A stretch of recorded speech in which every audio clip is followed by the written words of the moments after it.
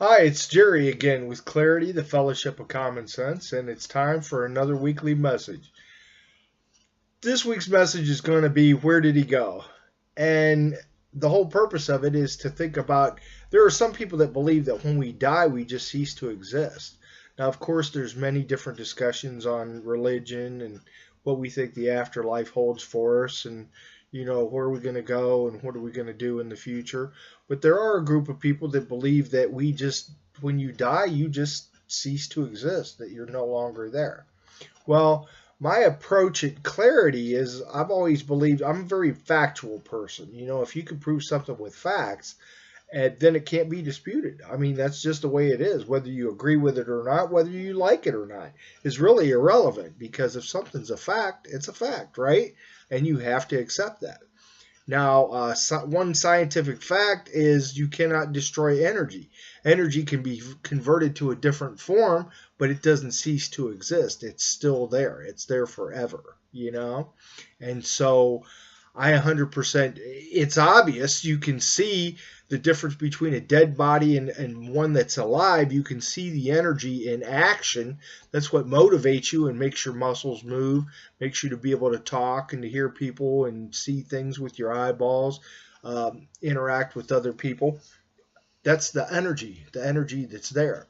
And as another proof of that, we work off of electrical impulses. Stun guns interrupt those electrical impulses from getting to our brain, and that's what shocks us, and we can't move when we're quote unquote stunned. It stops the travel of that electrical energy. It doesn't even matter how muscular you are. You could be a bodybuilder, and it would still have that effect on you because if the electrical impulses can't travel, it basically shuts your body down. Okay? Well, that's energy. So when you die, that energy is not destroyed. It just doesn't disappear. Now, where does it go from there? It might dissipate back into the environment, into the earth, into the atmosphere. I'm not a genius. I can't give you 100% certainty where it goes or what happens to it. But I can tell you with certainty because of facts, proven facts, the energy doesn't just stop existing. It's still existing. It'll exist on forever. And to me, that's very comforting. Think about it. You won't cease to exist. You're going to continue to exist. But I also believe in the axiom as far as, evil begets evil and good begets good. If you're a good person and you try to help people, that'll be continued on in your afterlife. Maybe you're going to be reincarnated. Maybe you're going to, I don't know. It's not for me to say again. But when you reach a certain point, you have this deep understanding and it's a confidence and a knowing, something that it's an intuition, it's something that you just know without having to be taught or told. And like good is the right way to go. It's the right thing to do.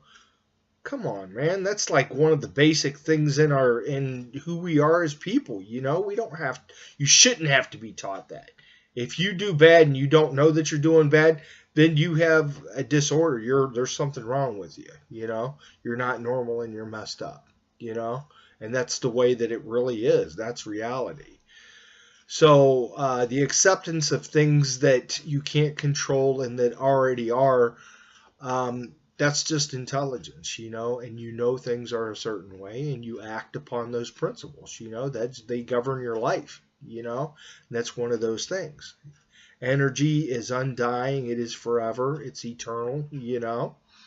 So it has to go somewhere. And I have the confidence in my heart and in my spirit and in my soul that, yeah, of course I would go to a good place, or I would continue on and be remanufactured in another person, or just go back out into the all that we are. We're part of the universe. We're an integral part of the universe. Just like the human body has so many different parts. You have the toenails and the lips and the eyeballs and the hair and everything, all the different parts. Is any one less a part of the body than the other one? No. And that's simplistic and stupid to think so. We're all a part of this greater living being, this supreme universe. We each play our own part in it, and we'll continue on. We don't cease to exist. We just move on in a different form. And again, like I said, that's very comforting to know, and that's a fact that you can keep and interpret however you want. I want to thank you again for joining us this week, and tell other people about us so that we can increase our viewership and help other people in our circle of influence of our everyday lives. You have a good week. Bye.